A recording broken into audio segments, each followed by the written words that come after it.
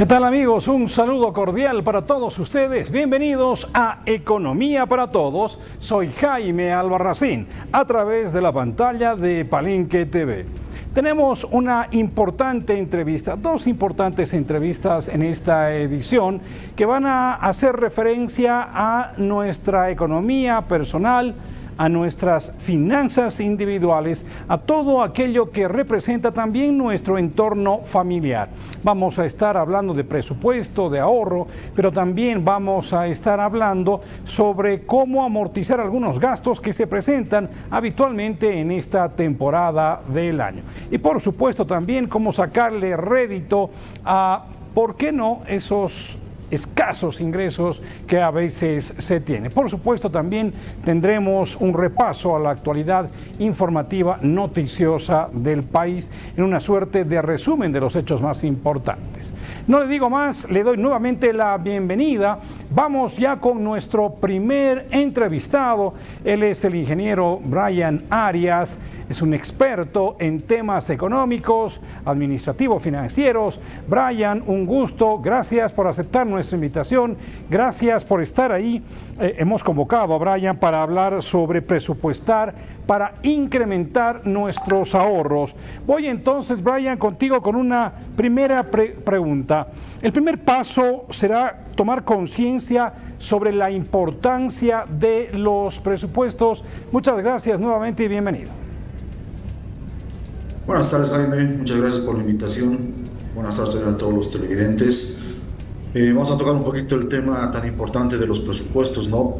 Cotidianamente nosotros estamos presupuestando todo el tiempo, ya que prácticamente y en la actualidad todas nuestras actividades tienen que ver con gasto de unidades monetarias, ¿no? Cualquiera que sea la denominación. Entonces es importante, ¿no?, hacer un presupuesto para nuestras actividades diarias. Y ¿qué es un presupuesto? Simplemente es plasmar nuestros ingresos y nuestros gastos, cuánto estamos ingresando y cuánto vamos a gastar para diferentes actividades.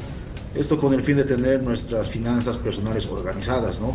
Y más que todo con el afán de poder contar al final del mes, de la semana, del periodo, como quieran llamarlo, con un monto de sobreávit, ¿no? Tener un ahorro prácticamente. Excelente. Ahora, ¿cuál será la clave para un presupuesto exitoso? Porque sabemos que mucha gente hace el ejercicio, ¿no es cierto?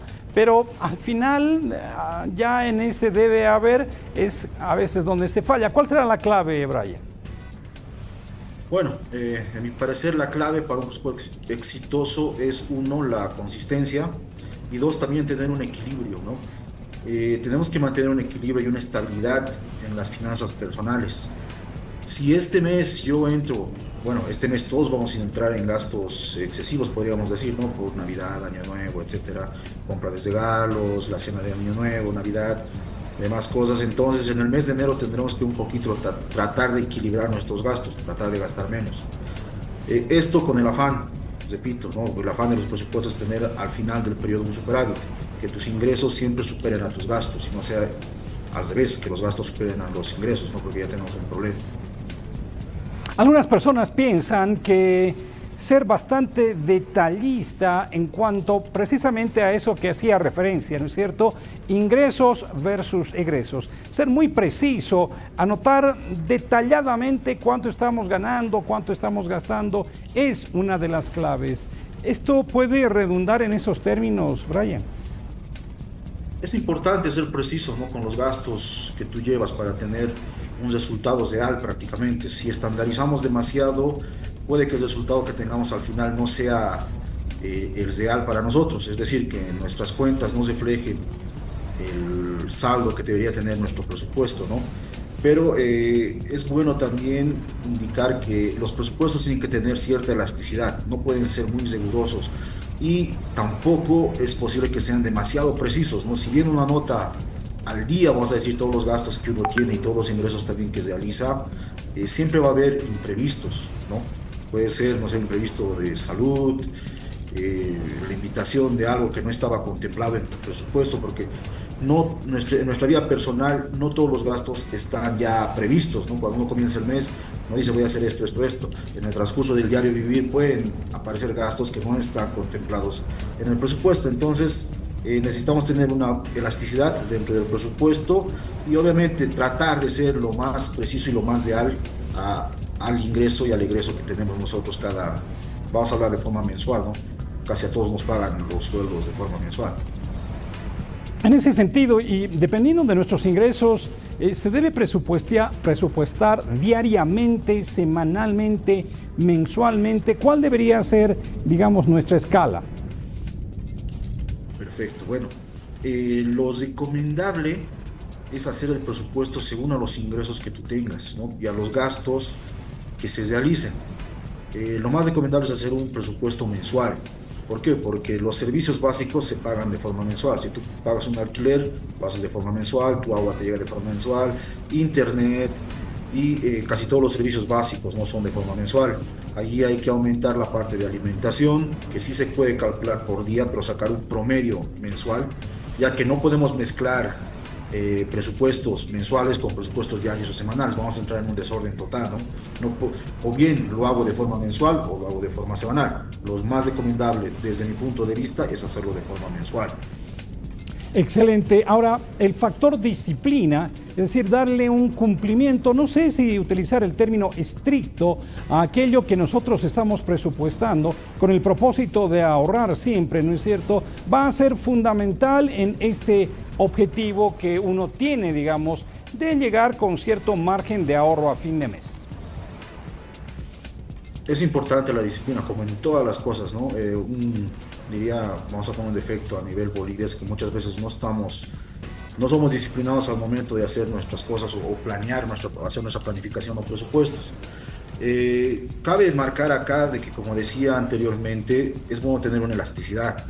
Hay algo que yo personalmente coloco en mis presupuestos, ya sea laborales y personales, que es una columna de un gasto de imprevistos, ¿no? Puedes ponerle ahí un monto X que te ayude cuando tú tengas algún imprevisto, ya sea de salud, alguna visita o lo que había comentado yo más antes, ¿no? Pero sí, es bien importante ser disciplinados en el cumplimiento del presupuesto. Porque si tú no cumples con la disciplina de tu presupuesto, entonces estás perdiendo el tiempo, ¿no? Es mejor que no presupuestes nada, porque no vas a llegar a la meta. No sé, mi meta en este mes es tener un ahorro de 1.000 bolivianos, ¿no? Pero si no soy disciplinado, pues no voy a llegar a los 1.000 bolivianos, pero me va a faltar dinero en el mes. Entonces sí es importante cumplir con la disciplina del presupuesto y tratar de enmarcarse a lo que tú has hecho a principio de mes, ¿no? Excelente. Y a partir de aquello, vamos llegando, digamos, a esta parte nodal que quería abordar contigo también, Brian. ¿Es posible en tiempos de crisis económica, es posible en tiempos de reducción de ingresos o de gastos más elevados que debemos desarrollar, el ahorrar? Es posible, algunos ven contradicción en esto, ¿no es cierto? ¿Cómo voy a ahorrar si tengo varios gastos? Entonces, a ver, acláranos esa disyuntiva. Claro, bueno, uno, como tú dices, en momentos de crisis parece que es difícil destinar dinero para el ahorro, ¿no? Es más complicado, digamos, que en época de bonanza. Pero cumplir con este ahorro, tener este ahorro, nos proporciona beneficios a largo plazo prácticamente. El ahorro nos va a brindar seguridad financiera y nos permite estar preparados para enfrentar imprevistos o situaciones de mayor necesidad. Lo que te decía, ¿no? Una clave para el ahorro es el presupuesto. Si tú haces un buen presupuesto, eres disciplinado en el cumplimiento, eres consciente y real en los ingresos y los gastos que tú vas a tener en el mes, entonces vas a tener un porcentaje de ahorro, obviamente siempre y cuando esa sea tu meta.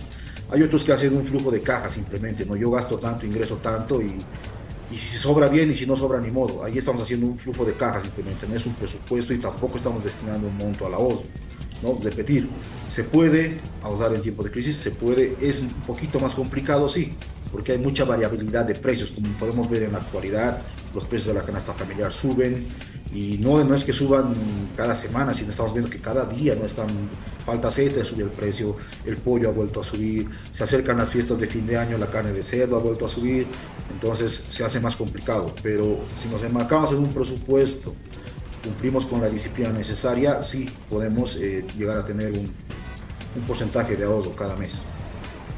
Ahora, hay quienes dicen que la inflación, por ejemplo, es el asesino silencioso del ahorro, ¿no es cierto? Por lo tanto, recomiendan no ahorre, gaste, no ahorre, porque su dinero va a perder su valor mañana, pasado, gaste. ¿Es esta una máxima también? ¿Hay que tomar en cuenta aquello? Sí, como te digo, la inflación es bien importante porque, como te decía, estamos viendo actualmente en nuestras realidades que los precios todos los días incrementan. Hay escasez de muchas cosas, combustibles, etcétera. Estamos viendo muchos inconvenientes en nuestro cotidiano vivir prácticamente que nos está perjudicando y perjudica a la planificación financiera prácticamente, ¿no? Y ahí viene el tema del ahorro. Pero como te decía anteriormente, si nosotros podemos tener un colchón de X montos ahorrados, entonces vamos a tener un beneficio a largo plazo. Vamos a poder disponer. Un ejemplo. Si actualmente alguien necesita con urgencia vender un auto, por decirles algo, ¿no? Y tú tienes el dinero disponible para decirle, yo te doy ahorita tanto, y el otro tiene necesidad, entonces vas a poder ganar, digamos, esa diferencia entre el precio real del bien y el precio que tú estás ofreciendo en el momento. Uno. Dos, vas a tener una seguridad financiera. Cuando uno, y es la verdad, ¿no? Muchos dicen que el dinero no da la felicidad, pero sí muchas veces te da tranquilidad. Si tú tienes X monto de dinero en el banco, entonces estás preparado para alguna contingencia. Las más difíciles son las de salud. Si tú tienes familia y alguien se te enferma y en ese momento no tienes el dinero disponible, entonces es más estresante pasar por ese momento, ¿no? Pero si tú tienes un poco de dinero ahorrado, entonces tú puedes disponer de eso, obviamente, para hacer frente a esa necesidad, ¿no? Entonces, no es que gasten, sí traten de ahorrar, pero hay maneras de ahorrar en crisis también que más adelante lo vamos a ir viendo. Excelente. Sí, ahorrar para crear un fondo de emergencia, porque no en estas circunstancias que nos estás manifestando, Brian, muy importante, ¿no es cierto? Además, nos da, ¿por qué no?, autosuficiencia financiera. Ahora, para ahorrar, debería utilizar el sistema bancario. Se puede ahorrar, ¿no es cierto?, dejando algo, si tenemos la suerte de tener un salario, ¿no es cierto?, dejar algo en el banco, o de repente utilizar la vieja técnica del chanchito. ¿Qué nos dices? Actualmente, bueno, casi creo que todas las personas o la mayor parte de las personas utilizamos el sistema bancario como un método de ahorrar, ¿no? Diríamos que, por decirte, personas de mi generación, sí utilizamos el banco. Personas un poquito más antiguas, como así como nuestros abuelitos, tal vez nuestros papás, todavía utilizan el chanchito bajo el colchón, ¿no? Y actualmente, con la desconfianza que en esta gestión han ido mostrando el sistema financiero, muchas personas que han preferido tenerlo en su casa, ¿no? Pero ambos tipos de guardar tu dinero tienen su riesgo, ¿no? Diríamos que está más seguro en el banco, podría ser, pero viendo la situación actual, tiene también la situación de que la moneda se está devaluando prácticamente, ¿no? Hemos visto que las personas que tenían ahorros en dólares, prácticamente se les ha hecho un corralito bancario y no pueden sacar los dólares, o sea, han perdido sus dólares de ahorro, solamente pueden retirar en bolivianos, ¿no? Que es un inconveniente. Pero actualmente se está dando otro tipo ¿cómo diríamos?, de opciones, ¿no? Se ha escuchado bastante de la criptomoneda, el USDT. Ahora se están abriendo bancos en línea que son los fiat prácticamente, no se han escuchado el término, que son bancos donde tú puedes ahorrar de forma digital prácticamente, ya sea en USDT, en cualquier tipo de moneda electrónica prácticamente, y se pueden hacer transacciones, tienes una tarjeta. Hay un banco que no me acuerdo el nombre ahorita, pero es de Panamá, que se está poniendo muy de moda. Entonces ahí estamos preveyendo que nuestro dinero no se devalúe, ¿no? Obviamente la seguridad es garantizada porque hay todo un sistema que en otra ocasión, si se da el tema, podemos explicarlo, de seguridad, que no solamente es que está en un servidor, sino están varios servidores de varios usuarios que dan fe a las transacciones que se están haciendo. Entonces la necesidad nos está llevando a buscar nuevas maneras de ahorro, nos está buscando a llevar a tener más seguridad con nuestros ahorros y también sacar más beneficio. Actualmente, como te digo, ahorrar en el banco en dólares ya no es posible porque no te conviene, estás perdiendo por la diferencia de cambio. ¿Qué están previendo las personas? Utilizar criptomonedas. Una aplicación bastante conocida es el Binance, ¿no? Que más o menos todos ya están entrando a esto, donde puedes vender, puedes comprar y puedes también transformar el dinero, los USDTs, las criptomonedas, en dinero fiat, que es el dinero ya sea bolivianos, que sea pesos mexicanos, dólares, en el país donde tú quieras, donde tú estés decidiendo prácticamente. Entonces, a la pregunta, ¿no? ¿El sistema bancario es necesario? Sí, pero no es la única opción actualmente. Excelente. Es un muy buen consejo, indudablemente, para ver alternativas. Ahora que la inseguridad lamentablemente está ahí, ¿no es cierto? Y los bancos que habitualmente devolvían en dólares cuando captaban en dólares, debería ser así, ¿no es cierto? Si yo coloco mi dinero en dólares, no me pueden devolver bolivianos, tienen que devolverme mis dólares, ¿no es cierto? Son míos. Pero bueno, son cuestiones que pasan en la actualidad. Ahora, si noto que mi ingreso, es decir, mi ahorro, es bajo todavía, deberé subir la apuesta, es decir, esforzarme un poquito más para lograr algunas metas que me había propuesto en términos de estos ahorros. Claro, esto ya va más allá, ponte, de la independencia financiera prácticamente, ¿no? Depende cuál sea tu método de ganarte el dinero, vamos a ponerlo así. Si tú estás en un trabajo con un horario fijo, 8 horas al día, entonces, ¿cuál es la manera de que tú puedas usar más dinero, ganando más dinero prácticamente? Entonces, ¿qué hacen muchas personas? Pueden buscar un segundo trabajo, un trabajo de medio tiempo, no sé, empezar a vender tal vez comercio informal y demás cosas, pero les sigue tomando tiempo, o sea, prácticamente están cambiando tiempo por dinero, ¿no? Dentro de esto, lo que es la independencia financiera, te dice que si tú vendes tiempo, estás limitando tus ingresos, porque todos tenemos 24 horas al día, no hay ninguna persona que tenga más horas al día, ¿no? Entonces, en ese marco tenemos limitado el tiempo que nosotros podemos vender prácticamente. ¿Cuál es la opción? Diversificar, ¿no? No vender tu tiempo, sino crear emprendimientos donde tú contrates a otras personas que ellas vendan tiempo por ti prácticamente y tú puedas cobrar por ellas, ¿no? Un emprendimiento como hacen muchos, tiendas virtuales. Las tiendas virtuales prácticamente se manejan solas. Lo que te mencionaba, inversiones en criptomoneda, ¿no? Actualmente con esto del Binance puedes hacer pequeñas inversiones. Obviamente la utilidad no es mucha, es más que todo por diferencia de cambio. Ahorita yo compro el USDT en 11.60 y lo vendo a 11.65, entonces esos 5 céntimos estoy ganando prácticamente en la inversión del Binance. Entonces tengo que diversificar mis entradas de ingresos, ¿no? No limitándome al tiempo que yo vendo, sino tratar de buscar emprendimientos.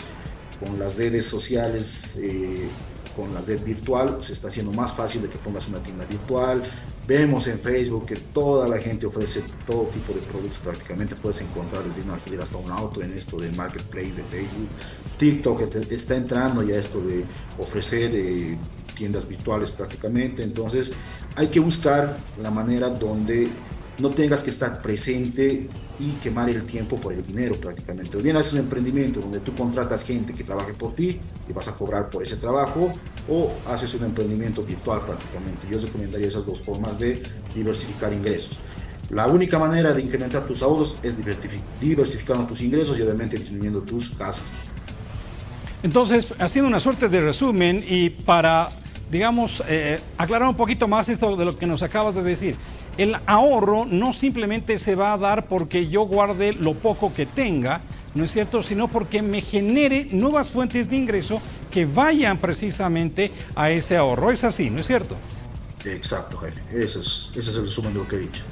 Perfecto, muy bien. En todo caso, siempre hay que ahorrar, ¿no es cierto? Es decir, para nuestra independencia financiera, para generarnos fondos de emergencia, para no estar en la disyuntiva de endeudarnos, es mejor siempre ahorrar. Ese podría ser el consejo de cierre, estimado Brian.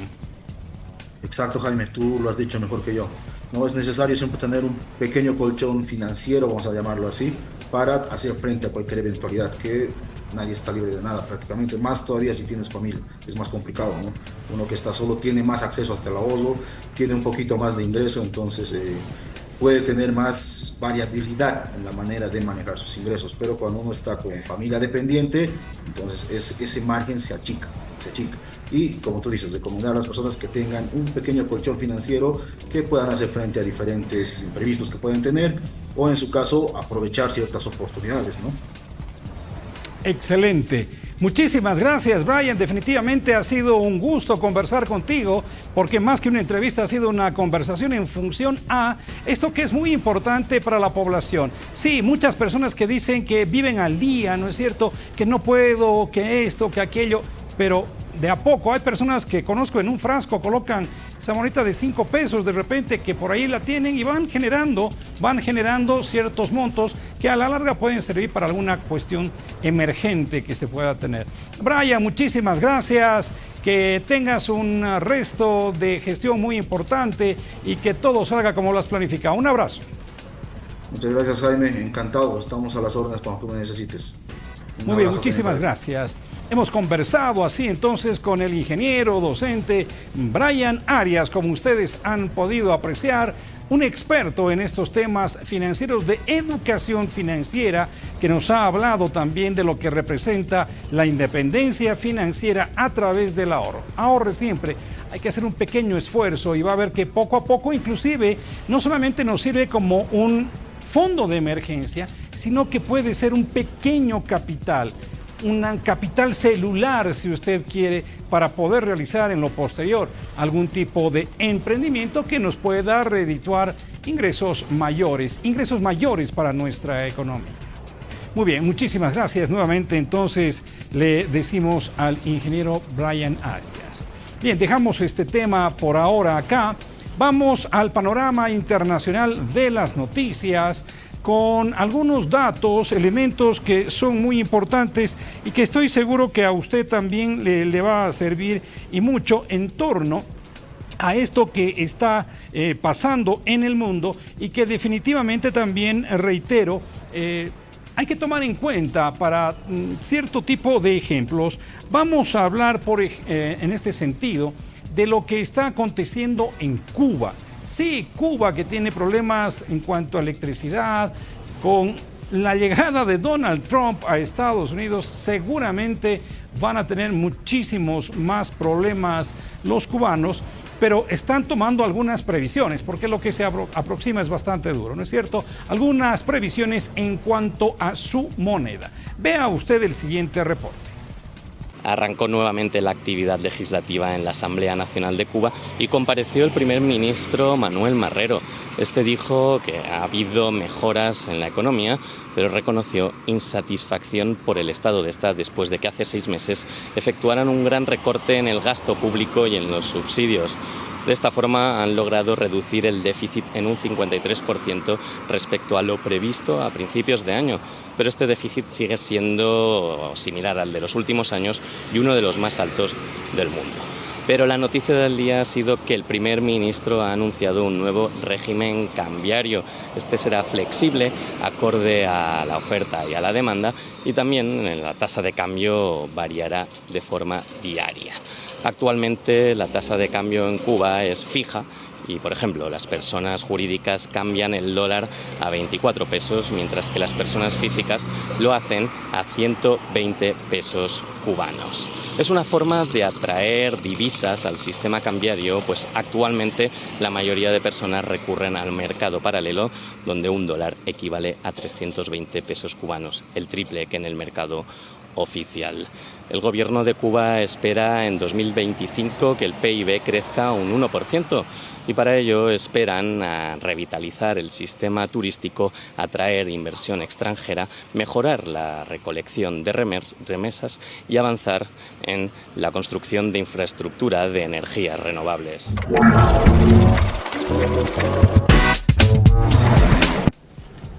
Muchas gracias por seguir junto a nosotros. Vamos entonces a este siguiente segmento aquí en Economía para Todos, con las noticias económicas de la semana. Vamos a comenzar con lo que estaba pasando el día lunes.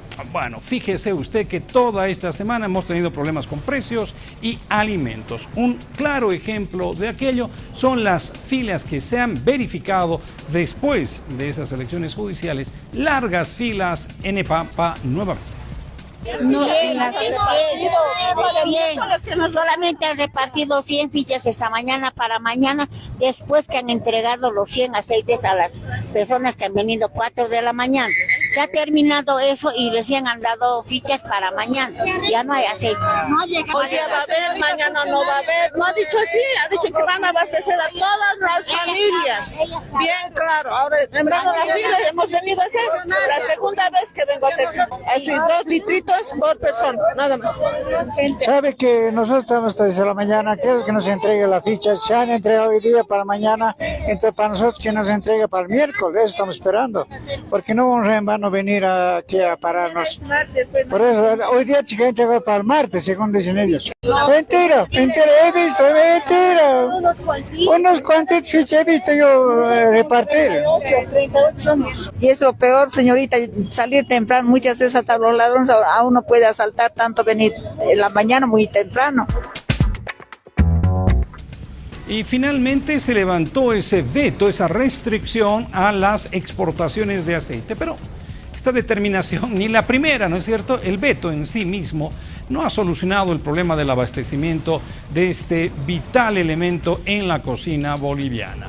Así que filas para el aceite y preocupación, balance de daños, pero ¿qué es lo que se ha logrado desde un sector y desde el otro?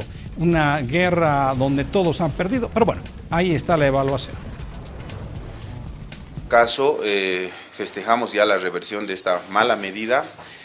Consideramos que no es lo que se había acordado a inicios del año, donde se iba a fomentar las exportaciones. Obviamente que nosotros somos conscientes que se tiene que abastecer el mercado interno, y como ustedes saben, el mercado interno, específicamente hablando del aceite, es un 20% y el 80% es para exportación. Entonces, realmente era una medida que iba a complicar más las exportaciones, y obviamente que haciendo un análisis nosotros estamos preocupados porque a septiembre de este año tenemos un déficit comercial de 328 millones de dólares que ya lo lanzó el Instituto Nacional de Estadística, ¿no? Y si hablamos de aceite, estamos hablando de 600 millones de dólares. En estos 11 días de restricción a las exportaciones, nosotros como sector exportador y como CANEP hemos cuantificado alrededor de 50 millones de dólares.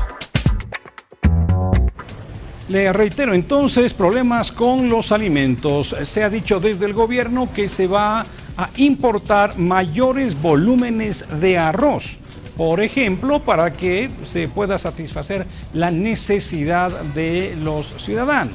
Ahora, para evitar que ese arroz que se va a comprar, que va a ser subsidiado, va a ser entregado con subsidio a la población, para evitar que vuelva a salir del país a un precio más bajo, bueno, se ha dicho que va a haber un control mucho más estricto a nivel de guías. Veamos. Todo el arroz que salga de Montero ya va a empezar a tener las guías de movimiento a través del SENASAC, donde va a tener un punto de partida y el destino a dónde está yendo. Si es que el arroz se encuentra fuera del destino del guía de movimiento, aquí quiero aclarar de que ya arroz no va a poder transitar de manera libre sin guía de movimiento. El Ingenor se ha comprometido también a controlar a sus mayoristas, a que realmente estos mayoristas, todo lo que están sacando de los ingenios del arroz llegue a los diferentes mercados, ¿no? En estas mesas técnicas, más que todo el precio justo. El precio justo se debe también a que el productor, obviamente, tiene que tener una margen de ganancia. En los ingenios tienen que tener un margen de ganancia. El intermediario o el mayorista también tiene que tener un margen de ganancia, pero no pueden exagerar como ahora. El tema en cuestión es que parece que nos estamos acostumbrando otra vez, después de casi 40 años, ¿no es cierto?, a hacer filas, a buscar productos, alimentos en todas partes, tener que cotizar los precios, algo que no se veía realmente, pero que ahora se está volviendo algo cotidiano. La gente hace fila por 2 litros de aceite, por un poco de arroz, en fin. Pero esto está llegando a cansar también a la población y han habido ya manifestaciones, bloqueos, disputas, en fin, veamos. Vecinos bloquearon pasado el mediodía la avenida Perú en las puertas de la estación del Teleférico Rojo para exigir a la empresa de apoyo y producción de alimentos EMAPA la venta de arroz y aceite. La policía intervino la protesta y logró restablecer el tránsito vehicular. Las personas denunciaron que una convocatoria de Mapa por redes sociales había anunciado la venta en esta zona, pero al llegar al lugar no encontraron productos. También afirmaron que en los supermercados estos alimentos están escasos. Algunas manifestantes indicaron que vieron convocatoria incluso a través del TikTok, pero señalaron que la publicación ya había sido eliminada. El bloqueo fue protagonizado por amas de casa, personas de la tercera edad y madres de familia acompañadas de sus hijos. Hacia las 13:15 horas, el bloqueo fue levantado de forma pacífica tras la llegada de la policía. Convocado en TikTok, entonces en las redes ha salido de que iba a venir hoy día EMAPA. Estamos desde las 3 de la mañana y hasta ahorita no ha venido. Entonces lo que ha salido en redes todo lo han borrado, joven. Y no hay arroz. Esa es nuestra molestia, que ya debería haber arroz. Deberían haber traído arroz. No hay arroz. En las calles, en la Gallardo, por ejemplo, y eso, si encuentras por quintal, digamos, está 600, 700 según el grano. Entonces no hay quien va a acceder para comprar tanto. Ahora aceite, en EMAPA están repartiendo a 2 litros. Eso tampoco te alcanza. Bloqueando porque había una feria aquí en la estación central que nos dijo que EMAPA iba a venir y vender arroz, azúcar, aceite y pollo, pero nos salen que no. Ahora había una publicación del TikTok donde que no hay, lo han borrado. Es una pena que realmente se haga la burla del pueblo, el gobierno, realmente. Ahora queremos que venga alguien de EMAPA para que dé la cara. Eso es lo que pedimos. Y hay personas de la tercera edad que están ahí adentro, que se pongan. Usted también deben unirse, todos nosotros debemos unirnos porque estamos sufriendo de hambre. El pueblo necesitamos, soy madre y padre, necesito para darle a mi hijo de alimentar. Y a todo esto se suman las fiestas de fin de año, se suma la inflación que es típica de esta temporada, ¿no es cierto? Alta demanda de algunos productos. Es el caso del pollo, que según se ha manifestado no está llegando en un 100% a los centros de abasto, a los supermercados, a los mercados, sino está llegando en un 60%. Obviamente esto hace subir el precio. Así que, bueno, de repente si usted quiere comer algo de pollo, le va a costar un poco más en estas fiestas de fin de año.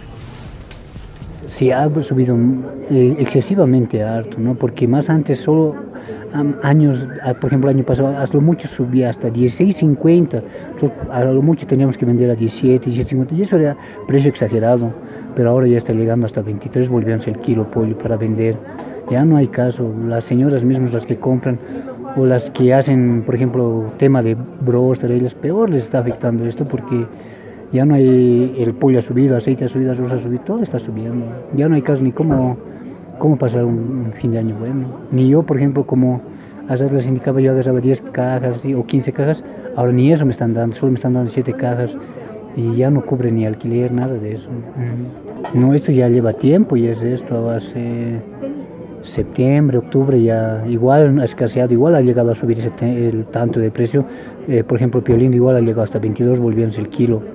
Por ejemplo, ahora igual está el piolindo, a nosotros nos están dejando a 20,50 centavos hoy día el kilo de piolindo para vender a 22 bolivianos. Mientras Sofía ya claro está a 18 para vender a 19 o a 19.50. No nos dan, o sea, no nos dicen a los que nos dejan, así por este tema está subiendo, no nos indican. Solo nos mandan boletas, mandan factura, indican que no hay pollo, solo esto. Ya no hay caso como discutir. Por ejemplo, si yo le voy a decir, no, ¿por qué está subiendo? ¿Por qué tan caro? Ya devolver mi pollo y se lo va a llevar, ya no voy a poder vender. ¿Y las amas de casa que dicen están llevando el pollo? No, ya no están llevando mucho porque está muy caro. Ahí ya no alcanza para, por ejemplo, ya menudencia nomás ya llevan, porque está un poco más económico, pollo ya está muy caro. ¿La menudencia, el kilo cuánto está? Antes estaba el kilo a 5, ahora está el kilo a 8 o algunos están vendiendo a 10. Vamos a una pausa aquí en Economía para Todos. Cuando retornemos estaremos abordando un otro tema que está ligado a la educación financiera, a eso que cotidianamente nosotros podemos sufrir, que es una deuda, a veces deudas impagables, ¿no es cierto? Vamos a hablar sobre ese asunto con una experta, así que por favor aguárdenos porque estoy seguro que este asunto le va a interesar y mucho. Ya volvemos.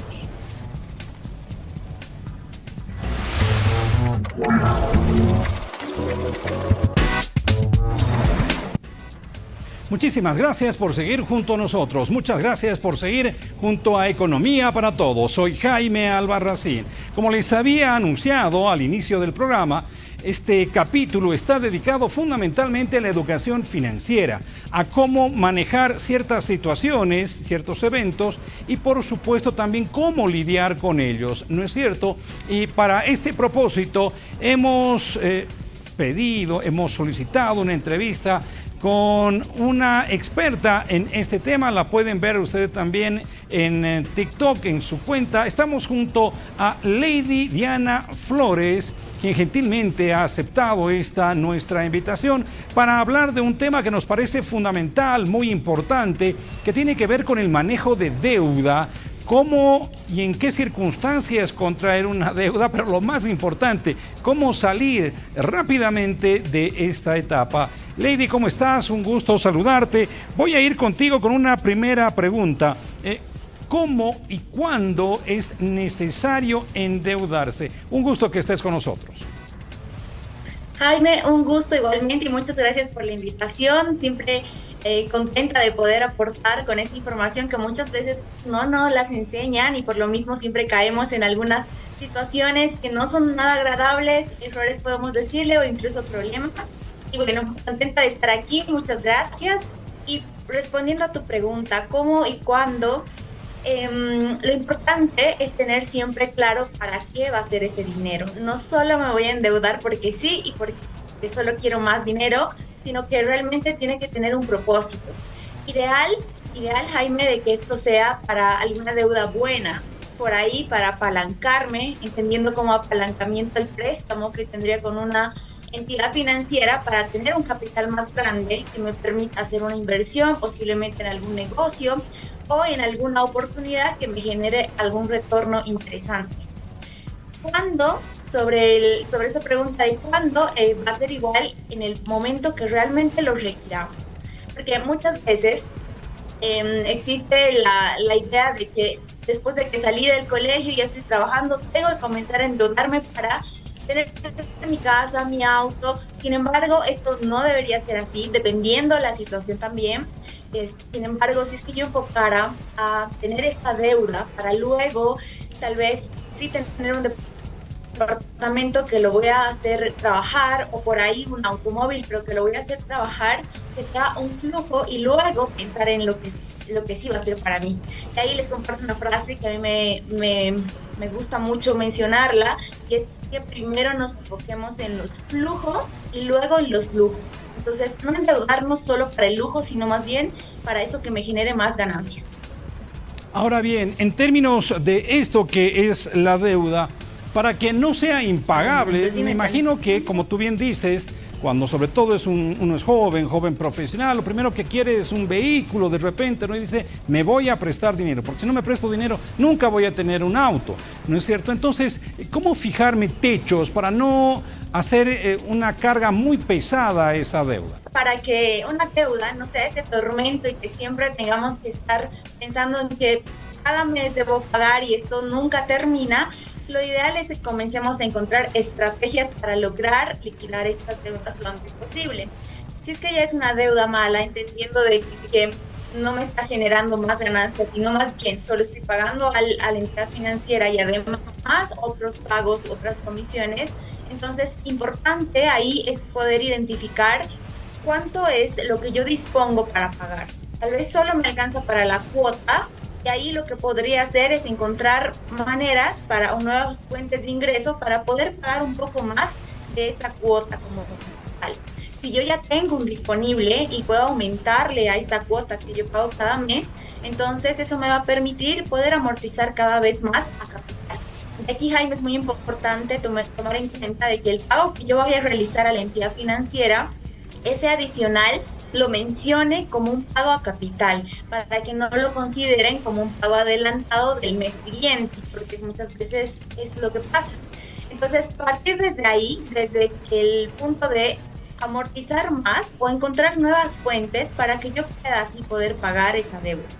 Ahora, va a depender mucho de cada situación, porque finalmente las finanzas en cada familia y cada persona es diferente.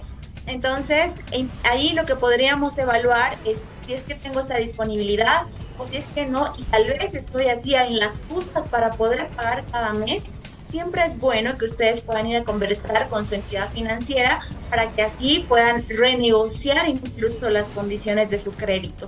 Tal vez alargar un poco más, que muchas veces no es lo que se aconseja. Sin embargo, si es que en este punto tal vez me está costando pagar, entonces reducir la cuota mensual, alargar más la deuda, y en eso encontrar nuevas maneras de poder amortizar lo antes posible y así a su vez ir acortando. Sin embargo, ya me ayudó mucho el poder acortar tal vez de forma mensual la cuota que yo tengo. Excelente. A ver, ¿qué pasa si nuestra deuda no es con una entidad financiera? De repente, inclusive, bueno, nos prestó la tía, nos presta el hermano. ¿Cómo podríamos de repente ir amortizando esta deuda que es en función a ese tipo de relación? Porque las deudas con la banca creo que tienen un nivel, vamos a decirlo así, claro, en cuanto a tiempo, montos, aquello. Pero si la deuda no es con un banco, ¿cómo podríamos ir saliendo rápidamente de esa deuda? Jaime, esa es una muy buena pregunta porque no solo tenemos las deudas con las entidades, sino como tú dices, cuando a veces no logramos pagar esa deuda, comenzamos a prestarnos de amigos, de familiares y de otras personas, incluso con intereses mucho más altos. Y lo malo de estas deudas morales, que es como yo le llamo, es que los intereses son bastante altos en comparación a lo que tú pagas en una entidad financiera. A veces parecería que no es tanto así porque pensamos en un 3-5% de estas deudas morales, sin embargo son de forma mensual, entonces uno paga intereses de forma mensual, en cambio en una entidad financiera uno paga de forma anual ese interés y distribuido en un plan de pagos. Entonces en este caso de deudas con familiares, amigos o con cualquier otra, le vamos a decir como negocio de préstamo, entonces es muy importante que comiencen a ver cómo igual puedo liquidar lo antes posible. Una estrategia en esto puede ser una planificación de pago de deudas, ¿sí? Ya mencionaba hace un momento de que aumentar un monto más al capital ayudaría a que yo pueda disminuir más esta deuda. Sin embargo, si es que no puedo hacer eso en este momento, entonces lo ideal es comenzar a incluso ahorrar. Jaime, a veces uno dice, pero ahorrar para pagar deudas, sí, porque lo que al final tú estás pagando en estas deudas morales muchas veces es un interés cada mes. Y si sumas ese interés, incluso a veces existen casos que solo pagando el interés ya hubieran cubierto la deuda como tal, pero aún así no la han terminado de cubrir porque el capital es lo que pagan al final, ¿verdad?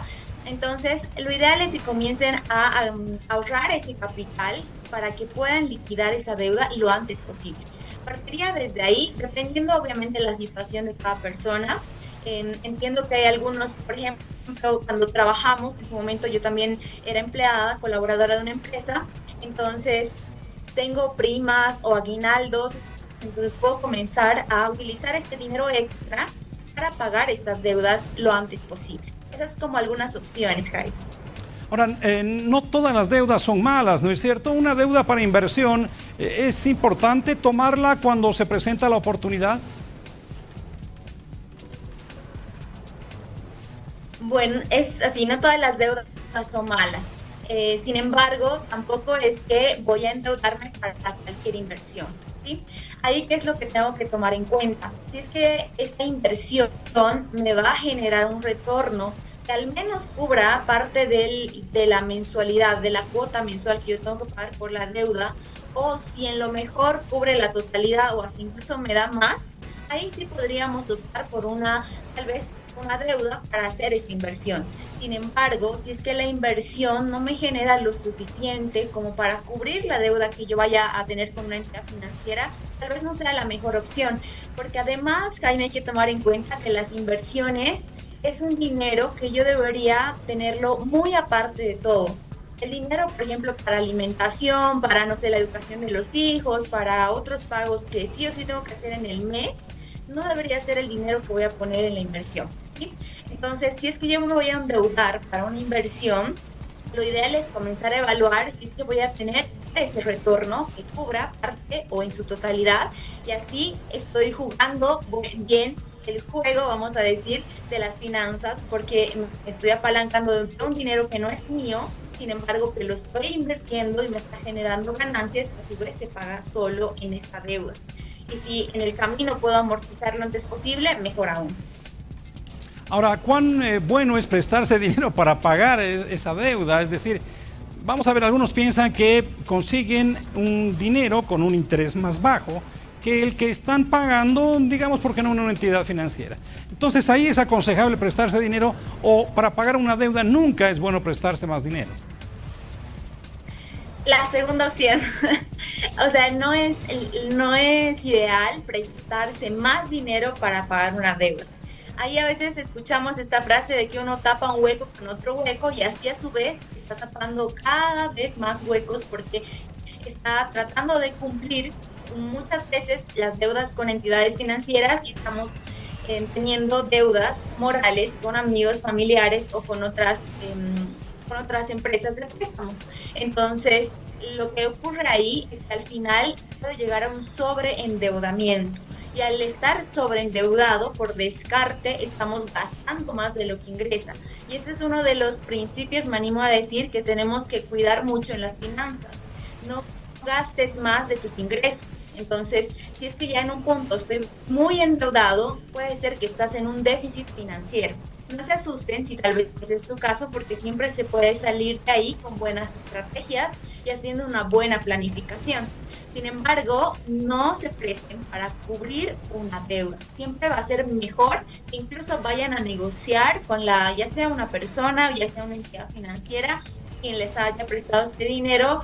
Partan desde el yo quiero cumplir y pagar esta deuda, sin embargo, esta es mi situación. ¿Cómo podemos hacer una renegociación de esta deuda? Entonces, creo que es la mejor opción antes de seguir endeudándote más. Excelente. A propósito de esto último que nos dices, la siguiente pregunta es: ¿hay de repente algún síntoma que nos va a marcar para que pensemos inicialmente como una medida preventiva, digo, ¿no? Refinanciar nuestra deuda? ¿O debo esperar cuando, como se dice vulgarmente también, ya tengo el agua hasta el cuello? ¿Cuándo hacer o pensar en ese refinanciamiento?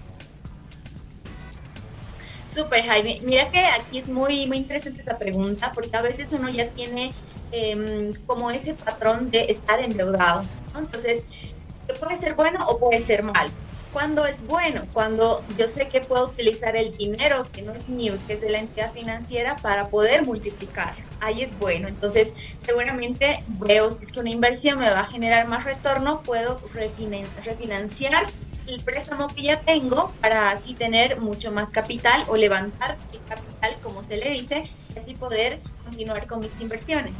Sin embargo, si lo que las personas tal vez estén haciendo es: tengo mi deuda y tengo por ahí otra más y no sé qué voy a hacer y puedo refinanciar, y refinancio para pagar más deudas o para pagar obligaciones, ahí no es un ciclo virtuoso, le vamos a decir, sino más bien vicioso, porque estás endeudándote cada vez más. Entonces, el refinanciamiento tendría que realizarse cuando tengo esa siguiente oportunidad de inversión que me vaya a generar esa ganancia, como el momento de las oportunidades que les mencionaba hace un momento, ¿verdad? Si es que la inversión me va a generar más, entonces es una buena movida en este juego. Sin embargo, si es que solo voy a refinanciar por tener más dinero y ni siquiera saber para qué va a ser, sin ningún propósito, tal vez no sea la mejor idea, porque incluso vas a pagar intereses de ese refinanciamiento. Entonces, va a depender mucho, Jaime, de la oportunidad que tengan las personas para ahí recién evaluar si es que sea una muy buena idea o no refinanciar un crédito. Excelente, muy bien. Mi última pregunta es entonces: ¿hay deudas que son impagables? ¿Hay deudas que siempre se pueden pagar? Bueno, en el tema de las entidades financieras, si uno no paga, cae una central de riesgos y ahí va a tener muchísimos más problemas, ¿no es cierto? Mi pregunta es esa entonces: ¿hay deudas impagables o siempre se puede pagar una deuda? Siempre se puede pagar una deuda. Sí, ya sea con una planificación o con estrategia, siempre vas a poder completar el pago, a menos de que estés tomando acciones que vayan en contra y que te estés, o ya sea sobreendeudando o simplemente prestándote dinero para tener más dinero. Entonces, en el caso de hacer este tipo de acciones que le podemos decir errores en las finanzas, porque no tienen un sentido, entonces vas a seguir siempre endeudado. Sin embargo, si es que la idea es pagar lo antes posible y ya tengo, ya sea un bien, ya sea, no sé, un departamento, una casa, un auto y demás, o algún activo como tal, entonces ver la forma en cómo puedo pagar lo antes posible. Y con estrategias, ahí les voy a mencionar un método, por ejemplo, que es el de la bola de nieve, que te permite a ti poder encontrar la forma de pagar lo antes posible. Entonces, si tienes muchas deudas, lo ideal es que comiences a enlistar todas, desde el menor hasta el mayor, y que le demos prioridad a pagar esas pequeñas deudas, y que lo que en teoría me va a quedar disponible cuando yo pague una deuda, lo sume a la cuota de la siguiente deuda. ¿Sí? Entonces, así voy a tener cada vez más capital para amortizar las deudas y por lo mismo voy a reducir mucho más el pago. Y de esa manera sí estaríamos cumpliendo con pagar la deuda en su totalidad y que esta realmente al final de un cierto tiempo le dé esa libertad a las personas de que ya no estén endeudados. Entonces, Jaime, respondiéndote, todas las deudas se pueden pagar. Excelente. Lady, muchísimas gracias. Sabemos que tú también tienes un segmento en TikTok donde estás ofreciendo este tipo de consejos. ¿Cómo se te puede encontrar en TikTok?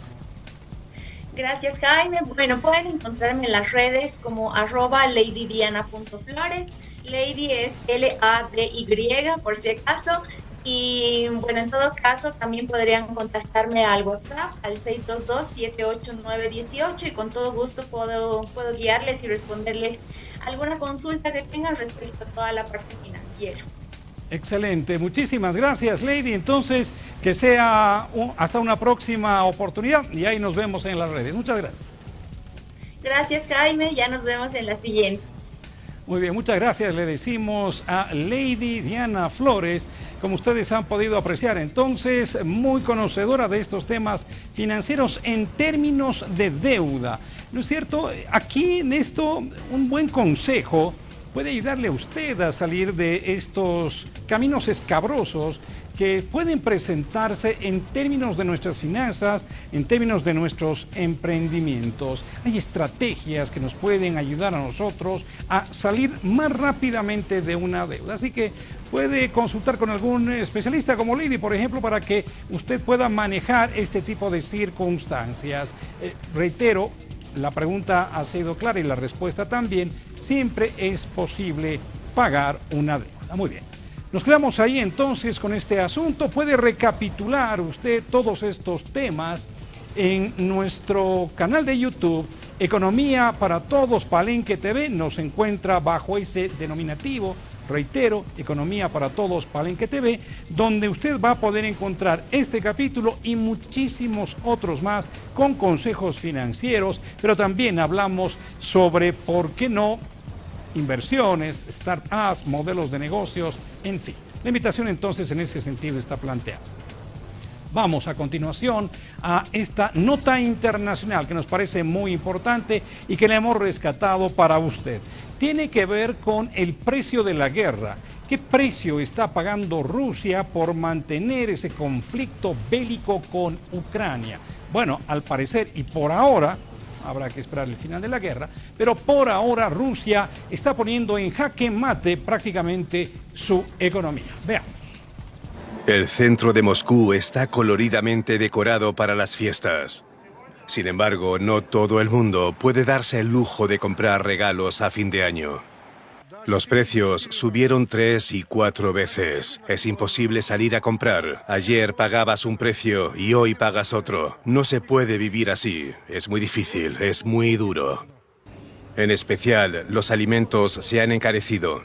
Según datos oficiales, la inflación fue en noviembre del 8,9%. El gobierno de Putin se centra en la guerra y destina 1/3 del gasto público al ejército. Todo un récord. Las empresas de defensa prosperan mientras otros sectores se debilitan por las sanciones, el bajo curso del rublo, la pérdida de mercados occidentales y una flagrante escasez de mano de obra.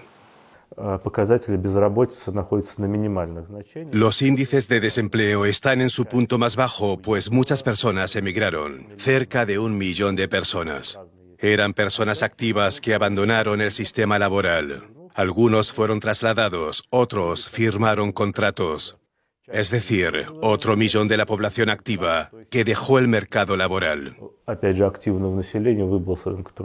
Para estabilizar el rublo y combatir la inflación, el Banco Central ruso subió de forma repentina el tipo de interés básico, que ahora se sitúa en el 21%. Yevgeny Nadorshin, economista y antiguo asesor del Ministerio de Economía, espera que la próxima subida de los tipos de interés ocurra el viernes.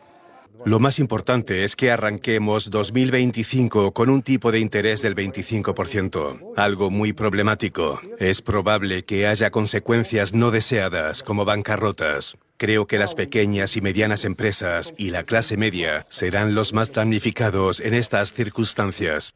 Incluso ahora, las empresas que piden créditos deben pagar intereses de entre el 25 y el 30%, lo que aumenta el descontento, incluso en las firmas estables. El director del Sberbank, el mayor banco del país, declaró recientemente que la economía no puede sobrevivir así mucho tiempo.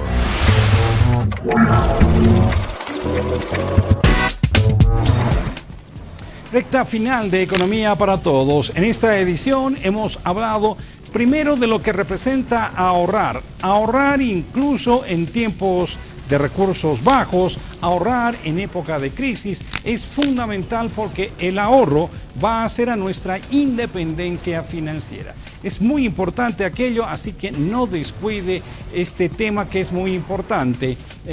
Tipos de ahorro, cómo mejorar esta perspectiva. Hemos recibido un consejo que me parece muy importante de destacar. No solamente ahorrar es colocar lo que nos sobra de nuestro dinero en la alcancía, es también generar otros recursos para poder incrementar nuestros ahorros. Un consejo muy importante. Pero también hemos hablado sobre cómo pagar una deuda, cuáles son los mecanismos que existen, sobre todo con el ámbito financiero, tratar de pagar rápidamente el capital para que bajen los intereses y, como hemos visto también, ninguna deuda es impagable. Siempre hay una estrategia que nos puede conducir a ver la luz al final del túnel. Con estos consejos, con nuestro resumen de la semana también, entonces cerramos Economía para Todos en este capítulo correspondiente a la fecha. No lo olvide, la economía depende de uno. Hasta la próxima.